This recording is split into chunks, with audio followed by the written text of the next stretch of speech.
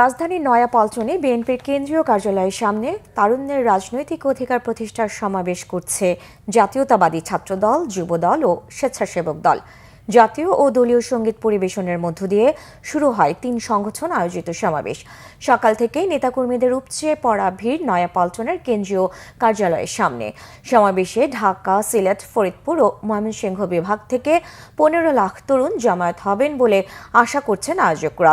সমাবেশে প্রধান অতিথি হিসেবে ভার্চুয়ালি বক্তব্য রাখবেন বিএনপির ভারপ্রাপ্ত চেয়ারম্যান তারেক রহমান।